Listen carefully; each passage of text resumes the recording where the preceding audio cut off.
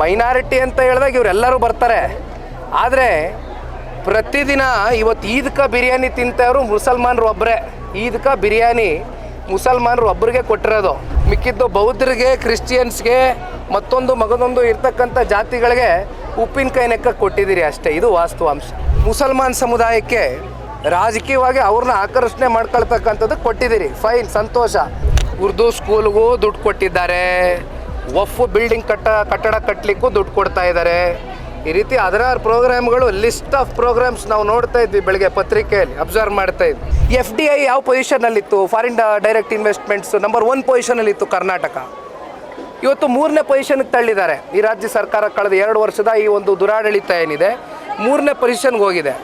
ಆದರೆ ಭಾಳ ಹೆಗ್ಗಳಿಕೆಯಿಂದ ನಾನು 4,09,00,000 ಕೋಟಿಯ ದೊಡ್ಡ ಪ್ರಮಾಣದ ಗಾತ್ರದ ಬಡ್ಜೆಟನ್ನು ಕೊಟ್ಟಿದ್ದೇನೆ ಅಂತಕ್ಕಂಥ ಭೇಸ್ಗಿರಿ, ಶಬಾಸ್ಗಿರಿಯನ್ನು ಇವತ್ತು ಈ ರಾಜ್ಯದ ಮುಖ್ಯಮಂತ್ರಿಗಳು ಅವ್ರು ಬೆಂತಟ್ಟತಕ್ಕಂಥ ಕೆಲಸ ಅವ್ರು ಏನು ಮಾಡ್ಕೊತಾ ಇದ್ದಾರೆ. ಆದರೆ ಇದರ ರಿಪರ್ಕೇಷನ್ಸ್ ಏನಾಗ್ತದೆ, ಮುಂದೆ ಪರಿಣಾಮಗಳೇನಾಗ್ತದೆ, ಪ್ರತಿಯೊಬ್ಬ ಕನ್ನಡಿಗನ ಮೇಲೆ 14,700 ರೂಪಾಯಿಯಷ್ಟು ಇವತ್ತು ಅವ್ರ ಮೇಲೆ ಸಾಲ ಇದೆ, ಭಾರ ಇದೆ. 14,700 rupees on each Kannadiga, which we will have to pay on behalf of government. ಆಮೇಲೆ 40,000 ಕೋಟಿ ಸುರಂಗ ಮಾರ್ಗ ಮಾಡ್ತೀವಿ, ಟನಲ್ ರೋಡು ಅಂತ ಹೇಳ್ತಾರೆ. 40,000 ಕೋಟಿ ವೆಚ್ಚದಲ್ಲಿ ಎಲ್ಲಿದೆ 40,000 ಕೋಟಿ? ಯಾವಾಗ ಪ್ರಾರಂಭ ಮಾಡ್ತೀರಿ? ಈ ವರ್ಷ ಎಷ್ಟು ಕೊಡ್ತೀರಿ? 40,000 ಕೋಟಿನಲ್ಲಿ ಮುಕ್ತಾಯ ಯಾವಾಗ ಮಾಡ್ತೀರಿ? ಎಷ್ಟು ವರ್ಷ ತಗೊಳ್ತೀರಿ? ಇದು ನಿಜಕ್ಕೂ ಆಗುತ್ತಾ? ಅಥವಾ ಇದು ಕಲ್ಪನೆಯಾಗೇ ಉಳಿಯುತ್ತಾ? ಕನಸಾಗೇ ಉಳಿಯುತ್ತಾ? ನನಸಾಗ್ಲಿಕ್ಕಿಲ್ವಾ? ಜೊತೆಯಲ್ಲಿ ಇವತ್ತು OBC ವರ್ಗ, ಪರಿಶಿಷ್ಟ ಜಾತಿ, ಪರಿಶಿಷ್ಟ ಪಂಗಡಕ್ಕೆ ಯಾವ ರೀತಿ ಅನ್ಯಾಯ ಮಾಡಿದ್ದೀರಿ? ಇವತ್ತು ಬೆಳಗ್ಗೆ ಪತ್ರಿಕೆ ತೆಗೆದು ಓದ್ತಾ ಇದ್ವಿ ನಾವೆಲ್ಲರೂ. 16 ಪ್ರೋಗ್ರಾಮ್ಸ್ ಕೊಟ್ಟಿದ್ದಾರೆ, ವಿಶೇಷವಾದಂಥ 16 ಕಾರ್ಯಕ್ರಮಗಳು ಮುಸಲ್ಮಾನ್ ಸಮುದಾಯಕ್ಕೆ ರಾಜಕೀಯವಾಗಿ ಅವ್ರನ್ನ ಆಕರ್ಷಣೆ ಮಾಡ್ಕೊಳ್ತಕ್ಕಂಥದ್ದು ಕೊಟ್ಟಿದ್ದೀರಿ, ಫೈನ್, ಸಂತೋಷ. ಇನ್ನೊಂದು ಕಡೆ ಹೇಳ್ತೀರಿ ಇದು ಕೇವಲ ಅಲ್ಪಸಂಖ್ಯಾತರಿಗಷ್ಟೇ ಅಲ್ಲ, ಮೈನಾರಿಟೀಸ್ ಅಂದರೆ ಬೌದ್ಧರು ಬರ್ತಾರೆ, ಜೈನರು ಬರ್ತಾರೆ, ಕ್ರಿಶ್ಚಿಯನ್ರು ಬರ್ತಾರೆ, ಮುಸ್ಲಿಮರು ಬರ್ತಾರೆ ಅಂತ ನೀವೇ ಹೇಳ್ತೀರಿ. ಆದರೆ ಮೇಲ್ನೋಟಕ್ಕೆ ನೀವೇನು ಬೇಕಾದ್ರೆ ಹೇಳ್ಬೋದು. ಇಲ್ಲಿ ಒಂದು ಸ್ಪಷ್ಟವಾಗಿ ಅರ್ಥ ಮಾಡ್ಕೋಬೇಕಾಗಿರೋದು, ಮೈನಾರಿಟಿ ಅಂತ ಹೇಳಿದಾಗ ಇವರೆಲ್ಲರೂ ಬರ್ತಾರೆ. ಆದರೆ ಪ್ರತಿದಿನ ಇವತ್ತು ಈದ್ಕ ಬಿರಿಯಾನಿ ತಿಂತವರು ಮುಸಲ್ಮಾನರು ಒಬ್ಬರೇ. ಈದ್ಕ ಬಿರಿಯಾನಿ ಮುಸಲ್ಮಾನರು ಒಬ್ಬರಿಗೆ ಕೊಟ್ಟಿರೋದು. ಮಿಕ್ಕಿದ್ದು ಬೌದ್ಧರಿಗೆ, ಕ್ರಿಶ್ಚಿಯನ್ಸ್ಗೆ, ಮಗದೊಂದು ಇರ್ತಕ್ಕಂಥ ಜಾತಿಗಳಿಗೆ ಉಪ್ಪಿನಕಾಯಿ ನೆಕ್ಕಕ್ಕೆ ಕೊಟ್ಟಿದ್ದೀರಿ ಅಷ್ಟೇ. ಇದು ವಾಸ್ತವಾಂಶ. This a real fact. ಅಲ್ಲ, ಈಗ ನಾನೇ ಭಾಳ ಸ್ಪಷ್ಟವಾಗಿ ಹೇಳಿದ್ದೀನಲ್ಲ. ಈಗ ನಿನ್ನೆ ಬಡ್ಜೆಟಲ್ಲಿ ಹತ್ತತ್ರ 16 ಪ್ರೋಗ್ರಾಮ್ ವಿಶೇಷವಾಗಿ ಕೊಟ್ಕೊಂಡಿದ್ದಾರೆ. 16 ಪ್ರೋಗ್ರಾಮ್ಸ್ ಫಾರ್ ಮುಸ್ಲಿಮ್ ಕಮ್ಯುನಿಟಿ. ಆದರೆ what about the other communities? OBC ಏನು ಅನ್ಯಾಯ ಮಾಡಿದೆ? ಪರಿಶಿಷ್ಟ ಜಾತಿ, ಪರಿಶಿಷ್ಟ ಪಂಗಡ, SC ST ಏನು ಅನ್ಯಾಯ ಮಾಡಿದೆ? ಯಾಕೆ ಸ್ಪೆಷಲ್ ಅಟೆನ್ಷನ್ ಕೊಟ್ಟಿಲ್ಲ? ಯಾಕೆ ಮುಸಲ್ಮಾನರಿಗೆ ಮಾತ್ರ ಕೊಟ್ಟಿದ್ದೀರಿ? ಇದ್ರ ಬಗ್ಗೆ ಪ್ರಶ್ನೆ ಮಾಡಲೇಬೇಕಲ್ವಾ? ಸುಮ್ಮನೆ ಇಲ್ಲಿ ಪೊಲಿಟಿಸೈಸ್ ಆಗಿ ಮಾತನಾಡ್ತಕ್ಕಂಥದ್ದಲ್ಲ. ಆದರೆ ಯಾವ್ಯಾವ ಸಮುದಾಯಗಳಿಗೆ ನಿಜಕ್ಕೂ ನೀವು ಸಾಮಾಜಿಕವಾಗಿ, ಆರ್ಥಿಕವಾಗಿ ನೀವು ಶಕ್ತಿಯನ್ನು ತುಂಬಿಸ್ತಾ ಇದ್ದೀರೋ ಇಲ್ವೋ ಅಂತಕ್ಕಂಥದ್ದು ನಿಮ್ಮ ಆತ್ಮಸಾಕ್ಷಿಗೆ ನೀವೇ ಪ್ರಶ್ನೆ ಮಾಡ್ಕೊಳ್ಬೇಕಾಗ್ತದೆ. ಜೊತೆಯಲ್ಲಿ ಕನ್ನಡಿಗರಿಗೂ ನೀವು ಉತ್ತರ ಕೊಡಬೇಕಾಗ್ತದೆ. ಈ ಬಡ್ಜೆಟ್ನಲ್ಲಿ ಏನು ಮಂಡನೆ ಮಾಡಿದ್ದೀರಿ, ಇದ್ರ ಮೂಲಕ ಸ್ಪಷ್ಟವಾದಂಥ ನಿಮ್ಮ ಸಂದೇಶ ಏನು ಅಂತಕ್ಕಂಥದ್ದನ್ನು ಮತ್ತೆ ಈ ರಾಜ್ಯದ ಮುಖ್ಯಮಂತ್ರಿಗಳೇ ಹೇಳ್ಬೇಕಾಗ್ತದೆ. ಉರ್ದು ಸ್ಕೂಲ್ಗೂ ದುಡ್ಡು ಕೊಟ್ಟಿದ್ದಾರೆ, ವಫ್ ಬಿಲ್ಡಿಂಗ್ ಕಟ್ಟಡ ಕಟ್ಟಲಿಕ್ಕೂ ದುಡ್ಡು ಕೊಡ್ತಾ ಇದ್ದಾರೆ. ಈ ರೀತಿ 16 ಪ್ರೋಗ್ರಾಮ್ಗಳು, ಲಿಸ್ಟ್ ಆಫ್ ಪ್ರೋಗ್ರಾಮ್ಸ್ ನಾವು ನೋಡ್ತಾ ಇದ್ವಿ ಬೆಳಗ್ಗೆ ಪತ್ರಿಕೆಯಲ್ಲಿ, ಅಬ್ಸರ್ವ್ ಮಾಡ್ತಾ ಇದ್ವಿ. ಇದು ನೀವು ಹೇಳ್ದಂಗೆ ವಿಶ್ವವಿದ್ಯಾಲಯಗಳು ಇವತ್ತೇನು 350 ಕೋಟಿದ ಎಷ್ಟು ಹಣಕಾಸು ಬೇಕು ವರ್ಷಕ್ಕೆ? ಇದೇನು ನಡೆಸ್ತಕ್ಕಂಥದ್ದೇನು ದೊಡ್ಡ ವಿಷಯವೇ? Why are they not managing the funds appropriately? Why are they mismanaging the funds?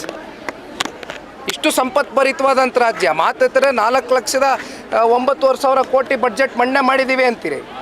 ಒಂದು ವಿವಿಗಳನ್ನ ನೀವು ನಡೆಸ್ತಕ್ಕಂಥದ್ದಕ್ಕೆ ಇವತ್ತು ಸರ್ಕಾರ ವಿಫಲರಾಗಿದ್ದಾರೆ ಅಂತಕ್ಕಂಥದ್ದಾದರೆ, ಇನ್ನು ಸರ್ಕಾರ ಎಲ್ಲಿಗೆ ಬಂದು ನಿಂತಿದೆ ಅಂತಕ್ಕಂಥದ್ರ ಬಗ್ಗೆ ಇವತ್ತು ಜನಸಾಮಾನ್ಯರು ಯೋಚನೆ ಮಾಡಬೇಕಾಗ್ತದೆ. ಯೋಚನೆ ಮಾಡ್ತಾ ಇದ್ದಾರೆ ಈಗಾಗಲೇ. ಎಲ್ಲ ಕೊಡಲಿ, ಧಾರಾಳವಾಗಿ ಕೊಡಲಿ, ಆದರೆ ಸಮಾನತೆಯ ಒಂದು ದೃಷ್ಟಿಯಿಂದ ತೀರ್ಮಾನಗಳು ತಗೊಳ್ಳಿ. ಈ ರಾಜಕೀಯವಾಗಿ ಅವರ ಲೆಕ್ಕಾಚಾರಗಳಿಗೆ, ರಾಜಕೀಯದ ಅವರ ಲಾಭಗಳಿಗೆ ಅವರು ತಗೊಳ್ತಕ್ಕಂಥ ತೀರ್ಮಾನ ಆಗ್ತಕ್ಕಂಥದ್ದು ಸೂಕ್ತ ಅಲ್ಲ.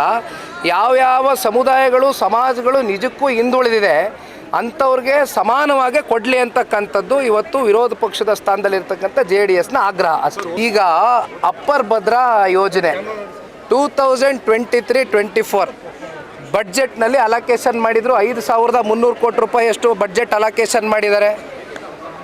ಇವತ್ತು ಒಂದು GST ಕೌನ್ಸಿಲ್ ಮೀಟಿಂಗ್ ಕರೆದ್ರೆ ಎಲ್ಲ ರಾಜ್ಯದ ಮುಖ್ಯಮಂತ್ರಿಗಳು ಹೋಗ್ತಾರೆ ಕೇಂದ್ರಕ್ಕೆ. ಆದರೆ ನಮ್ಮ ರಾಜ್ಯದ ಮುಖ್ಯಮಂತ್ರಿಗಳು ರೀಸನಿಂಗ್ ಕೊಟ್ಟು ಇಲ್ಲಿನ ಕಂದಾಯ ಸಚಿವರನ್ನ GST ಕೌನ್ಸಿಲ್ ಮೀಟಿಂಗ್ ಕಳಿಸ್ತಾರೆ. ಅಂದರೆ ಇವರು ಎಷ್ಟರ ಮಟ್ಟಕ್ಕೆ ಕೇಂದ್ರ ಜೊತೆ ಇವತ್ತು ನೀವು ಯಾತಕ್ಕೋಸ್ಕರ ಒಂದು ಒಳ್ಳೆಯ ಸಂಬಂಧ, ಒಂದು ಸಂಪರ್ಕ ಇಟ್ಕೊಳ್ಬೇಕು? ವೈಯಕ್ತಿಕ ಕಾರಣಕ್ಕಲ್ವಲ್ಲ.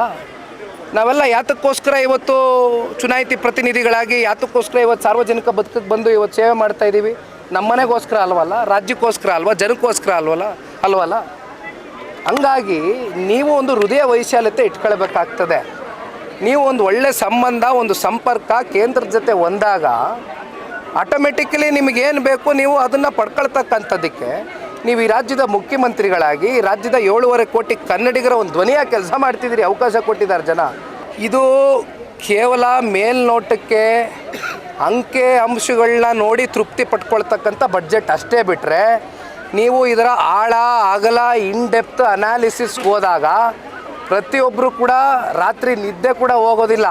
ಪ್ರತಿಯೊಬ್ಬ ಜನಸಾಮಾನ್ಯರ ಮೇಲೆ ಇವಾಗ ಏನು ಹೇಳಿದ್ನಲ್ಲ, 14,700 ರೂಪಾಯಿಯಷ್ಟು ನಮ್ಮ ಮೇಲೆ ಸಾಲದ ಹೊರೆ ಬಿದ್ದಿದೆ ಅಂತ ಪ್ರತಿಯೊಬ್ಬ ಕನ್ನಡಿಗನ ಮೇಲೆ ಹೊರನೋಟಕ್ಕೆ ಹೇಳ್ಕೊಳ್ತಕ್ಕಂಥದ್ದು ಅಂಕಿಅಂಶಗಳು ನೋಡಿದಾಗ ನಾವು ಬೆನ್ನು ತಟ್ಕೋಬೋದು. ಅಷ್ಟೇ ಬಿಟ್ಟರೆ ಒಳಗಡೆ ಡೆಪ್ತ್ ಹೋದಾಗ ಏನಿದೆ ಇದರ ಆಳ ಆಗಲ್ಲ ಅಂತ ಅರ್ಥ ಮಾಡ್ಕೊಂಡಾಗ ಭಯ ಆಗುತ್ತೆ. ಹೋರಾಟ ಅಂತಕ್ಕಂಥದ್ದು ಮೊನ್ನೆ ದಿನ ಫ್ರೀಡಮ್ ಪಾರ್ಕಲ್ಲಿ ಪ್ರಾರಂಭ ಮಾಡಿದ್ದೀವಿ.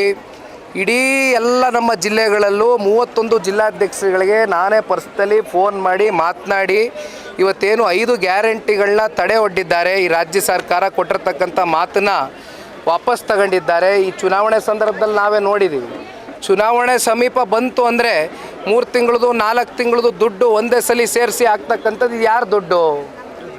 ಯಾವ ಥರ ನೀವು ನಿಮ್ಮ ರಾಜಕೀಯದ ಲೆಕ್ಕಾಚಾರಗಳಿಗೆ ಜನರ ತೆರಿಗೆ ಹಣವನ್ನು ಯಾವ ರೀತಿ ದುರುಪಯೋಗ ಮಾಡ್ಕೊಳ್ತಾ ಇದ್ದೀರಾ ಅಂತಕ್ಕಂಥದ್ದಕ್ಕೆ ಒಂದು ಸಣ್ಣ ಸಾಕ್ಷಿ ಇದು.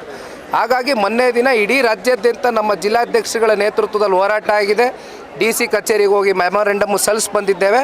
ಹೋರಾಟ ನಿರಂತರವಾಗಿ ಈ ಸರ್ಕಾರದ ವಿರುದ್ಧವಾಗಿ, ಭ್ರಷ್ಟ ಸರ್ಕಾರದ ವಿರುದ್ಧವಾಗಿರುತ್ತೆ.